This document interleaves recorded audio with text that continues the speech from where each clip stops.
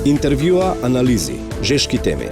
Политички магазин Пулт на Радио Слободна Македонија со Славица Арсова.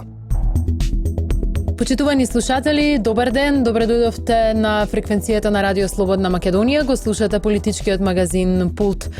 Предпразнично издание на оваа емисија, но сепак повторно ќе се посветиме на анализа на политичката состојба во Македонија со оглед на тоа што веднаш по големиот христијански празник Великден во вторник во Македонија продолжуваат политичките битки, кршењето на копјата помеѓу партиите во Македонското собрание, а истовремено и протестите на иницијативата за заедничка Македонија. Денеска е 47-миот ден од протестите, кои што секојдневно се масовни и се одржуваат и во главниот град, како и во над 30 градови низ државата. Демонстрантите секојдневно упатуваат порака дека нема да дозволат избор на тиранска влада, усвојување на платформата од Тирана со посредство на албанскиот премиер Еди Рама, усвоена од албанските политички партии, како избор на собраниски спикер кој јавно нема да се откаже од начелата на оваа платформа. Внатре пак во собранието се расправаше 45 дена, најавена пауза до завршувањето на празничните денови. Во парламентот се уште се расправа по првата точка, односно точката за избор на Комисијата за избори и именувања. Тоа е првиот чекор до понатамошниот тек на изборот на собраниските тела, односно пред се изборот на собраниски спикер. Опозицијската СДСМ во средата најави дека ќе ги забрза овие процеси, односно дека поинтензивно ќе работи на деблокада на парламентот. Се предпоставува дека оваа најава ќе се реализира во текот на следната недела. За очекувањата што точно ќе се случува во собранието, дали е можно некаков обид за насилно преземање на контролата врз работењето на парламентот од страна на мнозинството предводено од СДСМ или пак продолжение на расправата по оваа прва точка по која што се јавени сите пратеници од ВМРО ДПМН. За очекувањата ќе го прашам политичкиот аналитичар Оливер Андонов. Ќе го прашаме и колку е известно седнување на маса на раководствата на двете најголеми македонски партии, евентуално и на лидерите на партиите од албанскиот блок со цел постигнување на некаков договор кој што ќе ја придвижи Македонија напред, односно кој што ќе ја извлече Македонија од моменталната политичка криза која што дополнително се интензивираше по последните избори на 11 декември. Останете на оваа фреквенција. Со анализата почнуваме по музичкиот вовед. Ја слушате политичката емисија Пулт на Радио Слободна Македонија со Славица Арсова. Назад сме во студиото на Радио Слободна Македонија, како што најавив на самиот почеток, мој гостин соговорник, политичкиот аналитичар и професор Оливер Андонов. Добре дојдовте во Пулт. Добре најдов и благодарам на поканата. Благодарам пред се што пред овој голем христијански празник одвоивте време за една ваква анализа, но со оглед на интензитетот со кој се очекува политичките настани да се одвиваат во текот на следната недела, навистина не дозволува ниту празникот целосна релаксација и заборавање на оние теми кои што во изминатиот период беа актуелни, од кои што зависи секојдневието буквално на секој. За жал, понекогаш имам чувство дека Социјалдемократскиот сојуз токму бира кога треба да ни ги упропасти празниците, но не од аспект на тоа дека нешто треба да одмараме и да празнуваме, туку од аспект на тоа какво е чувството за празник кога на најголемиот ден, на денот на деновите Великден ќе треба да се занимаваме со такви тривиални работи како што е дневната политика на Социјалдемократскиот сојуз и нивната силна желба за доаѓање на власт. И токму дел од онаа што вчера го пишува завчера пред некој ден беше ми се чини во колумна за Курир, која нареков мизантропија, токму се однесува на оваа нивна политичка идеолошка филозофија на живот, да мразат се што може да мразат, па тури да уништуваат задоволство кај некој друг. Ако самиот не уме да почитува и да ужива, барем и на другиот да не му го дозволам тоа. Некако таков впечаток имам цело време и ова не е прв пат да ни се случува вака. Колку е известно дека во текот на следната недела ќе дојде до некаков чекор од страна на СДСМ за преземање на контролата врз собранието? Можеме да прочитаме дека дел од поддржувачите на Зоран Заев веќе јавно го заговараа тоа дека е време да се преземе некаков чекор со кој што би се суспендирала сегашната дебата која што се води по точката за избор на Комисија за избор и именување. Значи, тука има неколку работи кои редоследно може да ги гледаме. Прво, тие тоа не го заговараат сега, го заговараат веќе подолго време, веројатно како дел од токму таа политичка филозофија се обидуваат да создадат состојба во која ќе извршат, ќе ја подигнат тензијата меѓу народот а за тоа да го обвинат ВМРО ДПМН секако и ќе успеат, наводно ќе успеат, односно се надеваат дека ќе успеат да предизвикаат преземање на власта, макар и на сила. Втората работа е тоа што веќе се обидува тоа да го направат, значи минатава недела имавме таков еден обид во кој се обидува да ја изместат точката од дневен ред, но тоа беше сосема безуспешен обид во кој се обидуваат да спинуваат дури делови од деловникот и од уставот, повторно служејќи се со невистини, што е веќе вообичаена практика кај нив, не гледам ништо ново што се обиделе да направат. И третата работа е што на овој начин тие континуирано се обидуваат да ги држат луѓето под тензија, односно да создаваат тензија за која утре тензија ќе го обвинат ВМРО ДПМН. Една работа никако не им е јасна, дека зад протестите за заедничка Македонија не е ВМРО. Тоа се македонските граѓани. Ние и јас меѓу тие граѓани одам почесто на протестот сум присутен, излегуваме на протест за да го кажеме нашето мислење, нашиот став, дека како граѓани, како нација сме измамени од онаа што Зоран Заев и Социјалдемократскиот сојуз го направија со тиранската платформа. Нема никаков проблем Социјалдемократскиот сојуз да дојде на власт. Зошто се бунат за тоа? Направија парламентарно мнозинство, но откажи се од тиранската платформа, ќе добиеш подршка дури и од противниците на ВМРО ДПМН, формирај влада. Дали овие протести кои се случуваат секојдневно се еден вид предупредување дека доколку се направи некаков чекор во парламентот за преземање на контролата врз законодавниот дом, може да дојде и до некакви инциденти и судири? Иако сметам дека главната битка се води внатре во собранието, бидејќи се работи за политичка битка и треба на мирен начин да се реши и на политички начин да се дојде до крајната цел, а веројатно ќе стигнеме да позборуваме и за тоа која треба да биде крајната цел од решавање на политичкава криза. Тоа што граѓаните се на улица и што го искажуваат својот став, својата позиција по однос на тиранската платформа, многу значи во тоа да Зоран Заев и СДСМ не преземеа некои други непопуларни мерки во собранието, односно да знаат дека ова не е буквално волја на ВМРО ДПМН која е представено во собранието со 51 пратеник, туку е волја на македонските граѓани. Значи не се работи само за македонскиот народ како најголем и како народ кој е носител на државата Република Македонија, туку се работи и за останатите етнички малцинства кои го поддржуваат тоа што го прави за заедничка Македонија иницијативата. Можевме да слушнеме контрадикторни изјави во изминатиот период од албанските партии и од Социјалдемократскиот сојуз кога станува збор за така наречената тиранска платформа. Едните велат без платформата нема избор на влада, нема избор на собраниски спикер, другите велат такво ништо не постои, ние имаме програма на владата и тоа е единствениот документ врз кој што ќе се заснива било која идна коалиција со албанските партии. Каков е вашиот впечаток? Има ли реално документ за кој што СДСМ се согласил, кој што е потпишан во Тирана, за кој што можевме да видиме фотографии објавени од самиот Еди Рама? Треба да имаме нешто друго во предвид. Секогаш кога го слушаме Заев, треба многу внимателно да го слушаме. Човекот се извешти да биде страшен манипулант и играч на зборови. Ако до пред година-две Заев денеска каже едно, односно тропне една глупост, па потоа се поправи, со излегувањето на Заев со така наречената владина програма, можевме да видиме зацкриени намери за спроведување на тиранската платформа. Ако добро се сеќавам, Заев не кажа ние сме декларативно против тиранската платформа. Никогаш тоа не го изјави. Второ, во самата програма кажа дека доколку има уставни можности сето тоа ќе го направи, а дека едни уставни експерти мислат така, други мислат овака и дека можеби ќе се најде решение, што значи дека ќе се најде решение со оглед на тоа дека јавно не ја осуди платформата. И третиот показател е токму она што цело време ни го кажуваат политичките партии на албанците од Република Македонија. Тие свесно ја потпишаа платформата во ја прифатија платформата во Тирана. Тоа сега СДСМ може да спинува и да зборува дека таа е создадена во Скопје, не знам каде е направена, не знам ова, не знам. Не е битно каде е направена, на крајот од краевите. Тоа е обид да се дефокусира јавноста. Битно е што носи платформата.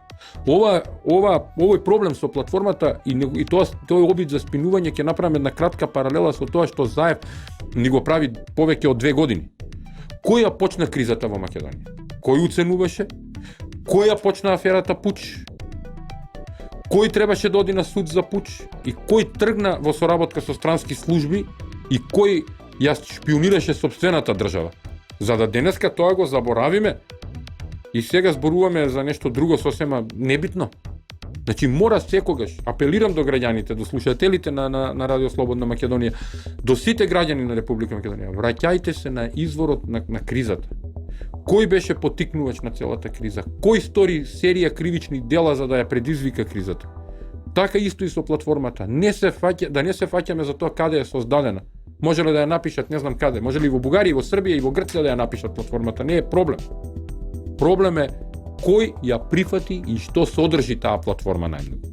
Значи, платформата содржи антимакедонски ставови, содржи точки кои ја уриваат унитарноста, територијалниот интегритет и независноста на Република Македонија. И тоа е клучниот проблем. И надоврзувајќи се на тој проблем, таа платформа ја прифати Зоран Заев, односно ниту еднаш јавно не ја осуди. Од тука, третиот аспект кој го зборувавме е аспектот кој албанците во Република Македонија, односно политичките партии на албанците во Република Македонија, упорно му го кажуваат на Заев. Тука нема ништо страшно што го кажуваат тие тоа го кажувале и порано. Од секогаш имало обиди за остварување на такви големоалбански идеи, но никогаш не нашле поддршка во условно кажано македонска политичка партија. Затоа јас лично сметам дека денеска во Република Македонија една единствена и најголема политичка партија македонска е ВМРО ДПМН со коалицијата за подобра Македонија. СДСМ веќе не е македонска политичка партија. Бидејќи не застапува македонски национални интереси, не застапува државни интереси на Република Македонија.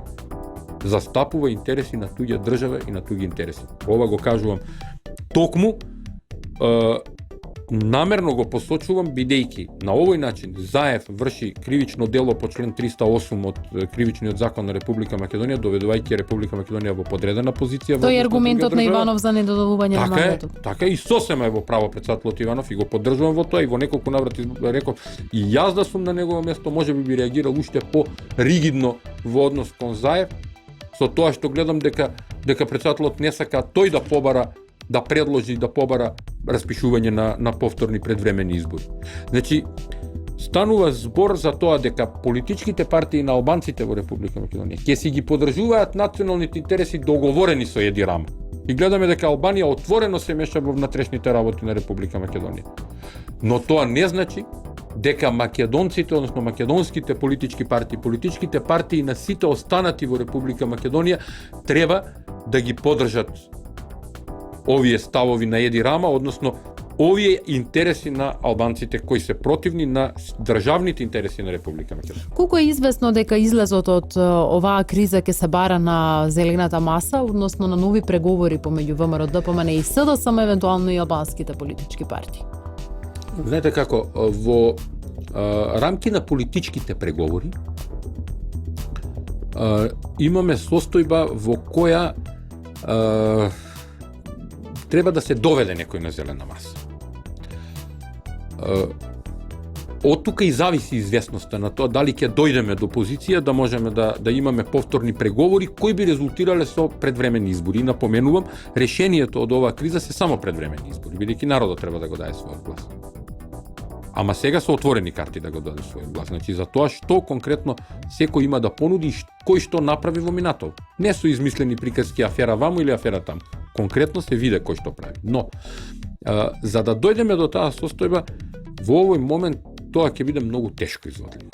Бидејќи Заев се чувствува моќен. Тој има 67 потписи зад себе, од кои 67 потписи се обидува да извлече сопствената корист.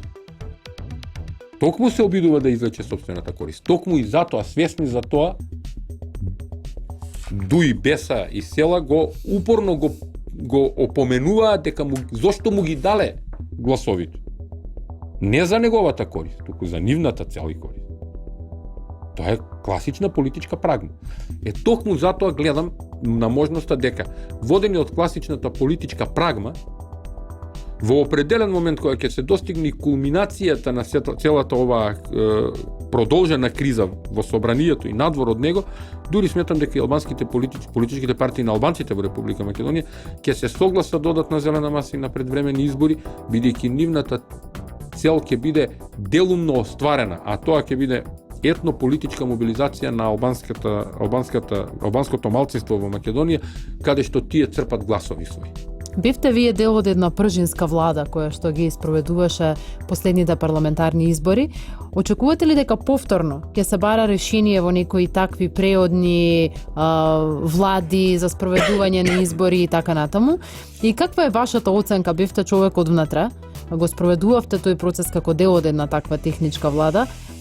Се подобри ли демократијата во Македонија? Се исполнија ли некои повисоки стандарди кои што ги диктира Европската унија, НАТО, земјите членки, оние цели кои што ги бараат од нас еврокомесарите кои доаѓаат во Македонија во тој период со таков состав на една влада? Му бевте еден вид контролор на Оливер Спасовски од СДСМ.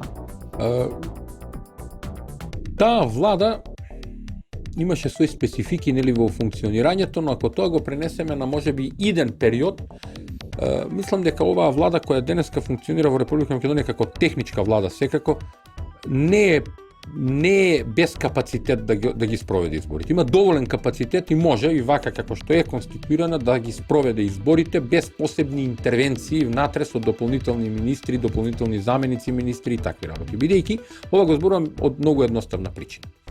Бидејќи таквото функционирање на пржинската влада како што функционираше во периодот од септември до крајот на декември, тие 4 месеци покажа многу недостатоци. Конкретен одговор на вашето прашање: ниту се подобри демократијата, ниту се приближивме кон Европската унија, нити запазивме стандарди на Европската унија, направивме многу преседани, дозволивме да луѓе кои со ништо немаат добиено парламентарно мнозинство влезат во влада и буквално се однесуваат како да не се дел од таа влада, туку да ја обструираат работата на таа влада, што покажа многу слабости во функционирањето. Буквално можам да зборувам за состојбите во МВР, се појави дуализам во раководењето буквално. Бидејќи во неколку наврати тоа го кажувам, Спасовски сакаше да спроведува собствена политика, не државна политика, не законита политика. На некој мој прашање кога го прашав зошто го крши законот, велеше зашто јас така сакам. Тоа е самоволие. Значи поставуваше луѓе, сам подпишуваше за нивно поставување, сам подпишуваше за менување на систематизација, бесправни работи работеше. А сето тоа покажа дека ние немаме тенденција да СДСМ направи демократски исчекор, како што цело време се трудеа да го објаснат тоа демократски исчекор. Тие не правеа демократски исчекор. Тие беа во МВР за да може однатре да дејствуваат, да растураат и да уценуваат луѓе. И за жал, токму затоа велам, нивната мизантропска политичка филозофија доаѓа до израз и постизборно. Очекувате ли дека обвинителството, кое веќе има отворено некои постапки, можеби ќе влезе во трагот на овие активности за кои вие говорите? Не само што ќе влезе, тоа веќе има докази, убеден сум во тоа, бидејќи јас знам дека на суд, на управен суд ги добив постапките против Спасовски, кои ги водев по однос на поставување, бесправното поставување на луѓе, што не упатува на сторување на кривични дела за пречекорување на овластувањето на службена должност и така натаму. Колку ќе го одработи тоа обвинителството и како ќе го одработи, јас не можам да се мешам во таа работа, но од политички аспект гледано можам да кажам дека тенденцијата на Социјалдемократскиот сојуз да дојде на власт во овој момент е меѓу другото и прекинување на сите постапки кои се водат против Заев и останатите од Социјалдемократскиот сојуз кои сториле кривични дела. И тоа свесно ги сториле, тоа гарантирам дека тотално свесно ги имаат сторено кривичните дела. Постапката која ја се обидуваат, односно спинот кој се обидуваат да го наметнат во граѓанството дека ВМРО ДПМН не сака поради СЈО е тотална лага. тотална координирана лага со специјалното јавно обвинителство и повторно јавно Која кажам. ќе биде судбината на СЈО? Се ближи Па крајот на СЈО месец мислам дека на 30 јуни завршува со работата. Што поднале, што е прифатено. Прифатено е додека има предмети кои се прифатени во постапката, ќе функционираат да се доодработат тие предмети и нивната функција завршува. Тоа е крај. Проблемот е на друго место кога го врзуваме СЈО со прислушуваните материјали. Проблемот е во тоа дали остатокот од прислушуваните материјали нелегално стекнати, снимени, монтирани и не знам какви кои Заев ги стекна заради уривање на владата на Република Македонија и државата, како што сега можеме да видиме епилогот е тој, дали може да ги употреби за уцена или за не знам какви други работи. А јас сум убеден дека може, бидејќи јавно ќе кажам, пред некој ден добив и закана лична кон мене во однос на тоа, дека поседувале некакви материјали за мене. И повторно ги охрабрувам, истите тие кои ми се закани. И сите од Социјалдемократскиот сојуз, кои стекнале некакви нелегално снимени, монтирали не знам какви материјали за мене, сметајќи дека и кривично дело може да ми најдат некој, слободно нека ги објават и нека покренат секаква постапка, па ќе се докажеме на суд. Нема никаков проблем. Значи, знам од кој аспект го зборувам ова. Бидејќи гарантирам за тоа дека исправно и законски сум работел, дека може да ми се закануваат колку што сакат и кон мене и кон моето семејство и кон сите луѓе кои ми се блиски или пријатели или соработници, тоа е нивен личен проблем. Тоа покажува, само ми ја потврдува мојата веќе утврден поглед, односно став кон нив, дека се лажговци, насилници, недемократи, дека се уценувачи и дека само така умеат да функционираат. Очигледно, кога кон мене може така да се однесуваат, како кон поранешен министер и дополнителен заменик министер во Министерството за внатрешни работи, кога така се однесуваат се обидуваат да се однесуваат кон премиер на држава и понатаму се обидуваат кон министри во влада или кон други да се однесуваат со такви измислени и уценувачки работи, како ли би се утре однесувале кон граѓаните ако не дај Боже бидат власт? Како ќе го прават тоа кон обичен граѓанин кој прво не знае какви се процедурите за докажување на кривично дело, кој на крај крајеви буквално има луѓе, значи тоа се карактери, тоа се луѓе, тоа е нормален живот меѓу луѓе кои се плаши на мравка да сгази, а ти ќе дојдеш и ќе му кажеш аз си направил тоа, сега ќе видиш како е. Сега малку буквализирам и парафразирам, но ви кажувам дека тоа е така. Ова најодговорно го тврдам. Не сакам сега да споменувам во емисијата имиња на луѓе кои дојдоа и кои ми се заканија, но во определен момент навистина тоа ќе го направам. Јавноста треба да знае со кои методи Социјалдемократскиот сојуз се служи. И тоа не беше насочено веројатно кон мене лично. Тоа беше насочено да престанам вака јавно да зборувам, веројатно да комуницирам и им кажав, отворено им реков. И повторно им го кажам тоа. Ме охрабривте и повторно ќе зборувам за сите гадости кои знаете да ги направите и за сите уцени кои ги правите и за сите глупости кои ги правите и за тоа дека не ја сакате татковината, дека не си го сакате сопствениот народ, бидејќи да си ја сакавте татковината и сопствениот народ, ќе се откажевте од тиранската платформа, ќе прифатевте, ако ви беше толку силна желбата за власт, да ви даде ВМРО ДПМН подршка со 51 пратеник и да државата тргне напред. Тоа е едно од решенијата. Господин Андонов, ви благодарам за гостувањето во Пулт на Радио Слободна Македонија. Би сакала да ви посакам мир и благосостојба за вас и за семејството за предстојните празници. Па од вторник ќе ве видиме повторно во анализи, па можеби и на барикадите на иницијативата за заедничка Македонија. Ви благодарам на поканата. Секако ќе се видиме повторно. Јас сум секогаш на располагање да ги анализираме сите актуелни состојби во Македонија, на сите граѓани од христијанска вероисповест, православни католици и останати од христијанската вера кои го прославуваат Великден, им посакувам убав празник. Христос воскресе, нека се живи здрави и посакувам државата да ни оди напред пред се. Се надевам дека ова ќе допре и до луѓето од Социјалдемократскиот сојуз, бидејќи и тие се христијани во најголем дел во нивните редови, дека ќе допре до нив, па и до останатите граѓани кои не се христијани, ќе допре едноставната порака дека државата мора да оди напред и дека омразата и обидите за насилничко однесување нема да придонесат ништо добро. Ви благодарам уште еднаш. Почитувани слушатели, останете на оваа фреквенција, продолжуваме. Ја слушате политичката емисија Пулт на Радио Слободна Македонија со Славица Арсова.